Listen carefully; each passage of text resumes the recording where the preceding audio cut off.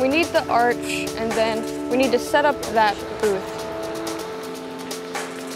Not that I'm like popular, but I feel like a lot of people can like relate with me, and so I feel like doing this project kind of helps others come out and be able to feel more accepted through me. Maybe I am a voice to others who are too afraid to use their own. So this is the beginning? Yes. The rainbow is up. Erin Bailey is an 18-year-old high school student. And for her senior project, she's putting on the first Pride Festival to ever happen in her hometown of Columbus, Indiana. It's kind of lower than I wanted, but so we could tie it and put it like in the ground. Okay. I grew up in Indiana, and the state's long history of conservative values stands at odds with Erin's mission. So I traveled back home to see her efforts firsthand. Erin's Pride Festival is a big enough deal in and of itself, but it's even more notable because Columbus happens to be the hometown of Vice President Mike Pence. Pence has made opposition to LGBTQ equality part of his platform for his entire political career. As a congressman, he opposed the repeal of Don't Ask, Don't Tell. Don't Ask, Don't Tell was a successful compromise. As governor of Indiana, he signed the much maligned Religious Freedom Restoration Act into law. Is simply adding sexual orientation as a protected class under the state's civil rights laws. Will you push for that? I will not push for that. And now as vice president, he's become a symbol of the Trump administration's dismantling of LGBTQ rights. And Mike Pence, let's talk about Mike Pence. Mike Pence is from Columbus. And how does that play into the reasons why you're doing this festival? Well, so lots of people probably think that Columbus is also anti-LGBT, but it's not like that at all. So it's kind of just letting other people know that even though Mike Pence is from Columbus, we don't all have the same views as him. Obviously, Mike Pence is a big part of the conversation. Right. How do you feel that the attention is kind of focused on that too? I wish that it were more focused on just Erin Bailey doing a tremendous thing for our community. He's had his name attached to too many LGBT issues. Our current environment is so divided. But I think you have to have these conversations. You have to have something like this in a conservative part of the country so that people know what to talk about and how to talk about it. How are you guys doing? Thank you all so much for coming. Oh, these are mine. I designed these. I'm going to art school next year up in Indy. Probably want to do something with like art therapy or illustration or like printmaking or painting.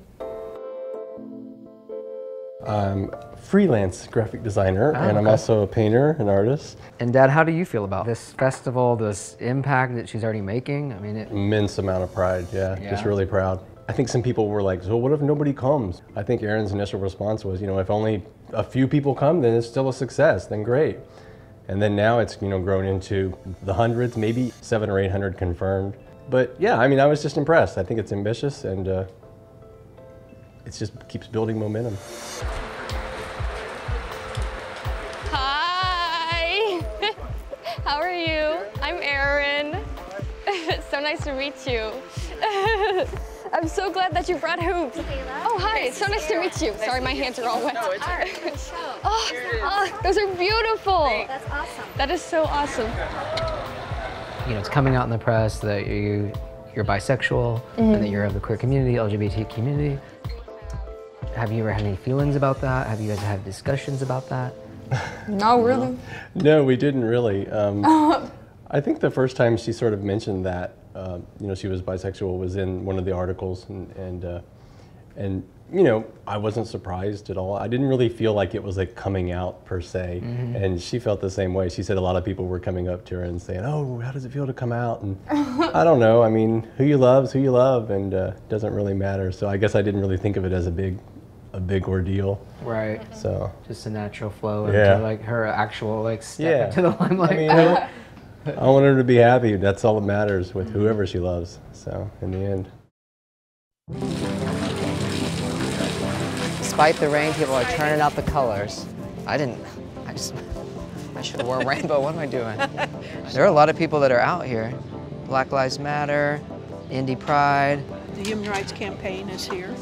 Oh, do you have a human rights campaign in town from Indy? No. I think they're coming from D.C. Oh, that's freaking cool. Yeah, it's very cool. So you get to see my messy garage. That's not bad at all. Here's my Oh, it's right here. Pence must go. When he was governor and we were thinking he was going to run again, people all over the state had a number of these signs, but we were hoping that he would go, but not to the White House. Right. Were you sending him? We were surprised. We just wanted him to not be governor anymore. How long have you lived in Columbus? I came here in '81, so I've been here 37 years. And why did you come here? I came to work for Cummins. What is Cummins exactly? Primarily they make engines and things that go on engines. They've been here for, I can't remember, 90 years, something like that. So they've always had huge influence on what this city is. So that's a big industry in this town. It's the primary employer here. There was a real change in 2000 when Cummins announced that they were going to offer domestic partner benefits. At the time, Cummins' announcement created a massive controversy in Columbus that rippled across the country, with huge protests and letters to local newspapers that were largely against the new policy. There was a rally, a prayer rally held right outside the Cummins building. This is the corporate headquarters. So you see all those people praying for us and praying for Cummins. So this is the letter that you wrote. All right. So I said things like, I try to give Cummins an honest day of hard work, creativity, and cooperation for my pay. Serve on committees, tend my garden, ride my bicycle, give blood. And in the evening, I come home and share my day and dinner with my life partner. Is that really so scary? This is March 22nd. So this was when we were starting to think we need to start an organization now. The organization they started became Columbus Pride Alliance, an LGBTQ rights group that helped support Erin's event. That moment and your coming together and the Cummins decision, that was a big symbol around the country, around the state. After that, Cummins would speak to other businesses in the area who were thinking, well, maybe that's a good idea. And it doesn't mean that everybody said, okay, we're all on board now. We've had 18 years of people getting used to that idea. So this Pride event, we're at a great point to have that. Why just now? Why has it not happened before? You've been in the limelight for so many years and you have an alliance, you have a lot of LGBT support. Why is this the first one? Certainly Pride Alliance talked about doing that, but it was like, oh, I don't know. Part of the reason we didn't do it is because Indianapolis has one and we're close enough to Indianapolis. We all go there. When you think about Erin and what she's doing, do you think the excitement's coming from her being a high school student or just the fact that it's never happened before? Part of it is that she's young and she's just, you know, putting herself out there. And part of it's that, yeah, it's time. And it's also, we're excited that it's happening in Pence's hometown. Oh, I have to go say hi to this guy. Hi! Thank you so much for coming! I'm so excited. Thank you so much for coming. Thank you so much. He messaged me. I know, I wanted him to come from the beginning, and then he reached out to me. We've been talking a lot about Mike Pence. You're the hot version. Some people say that. I don't think I'll say that. But where did you come from? I come from New York. So you do a lot of things all around the country, don't you? Yeah. Mostly in New York and sometimes in Washington. That's so cool that you're here. People yeah. No, it feels like... We got the other Mike Pence is in town, okay?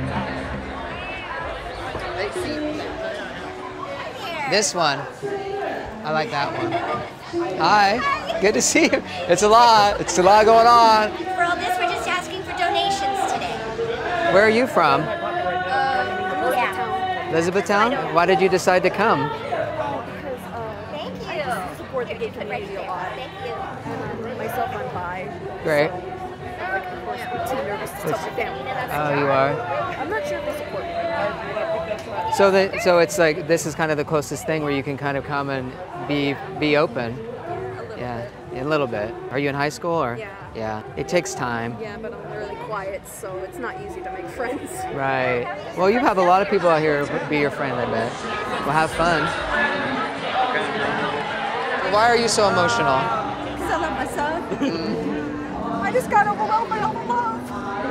I never thought it'd happen in this town. I was so worried about him. My biggest response when he came out was for his safety. You know, typically in town we don't see a lot of blatant hatred but it's bubbling under the surface, and you always worry about it as a mom. All right, guys, we need a big round of applause for the host of this event today, Erin Bailey. Hi, thank you guys so much for coming. Welcome to my party. So honestly, I didn't know how successful this was going to be when I first started it out. I was expecting maybe like 50 people, and well, I think we have a lot more than 50 people now, so that's really awesome. On this block, right here, right now, we get to celebrate Columbus, Indiana's first Pride. So thank you all so much.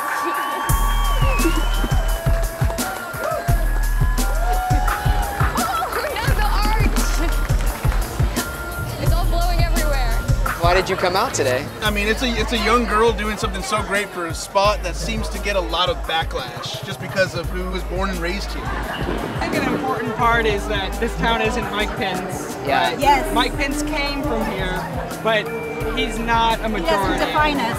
Superstar. Thank you. Congratulations. Thank you so much. I love, and these shirts are remarkable, by the way. I don't know what's going on. It's just it's the gold, it's the black, you know, and it's speaking to me. My name is Mary Louise, and I came here from New York to shake your hand. Oh my God! Hi, thank you so much. Thank you for coming. Oh, everyone's so nice. It makes me want to cry. I already did. I cried twice. You did? Yes. What is the feeling just being out here today and seeing so many people out here? It feels very open and accepting, and like the vibe is so good. I haven't stopped smiling since I got here. There's a drag show? Yes. Hi, thank you so much for coming.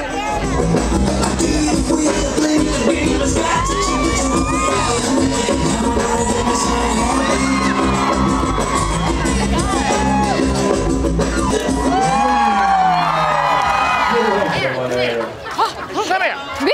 I found who I was looking for. Ladies and gentlemen, this right here.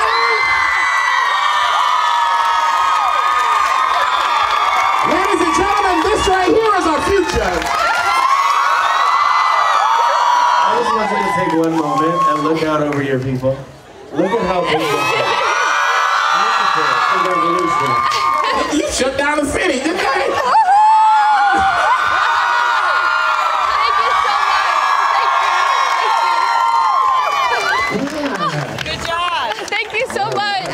Trying to give up right President heart attack.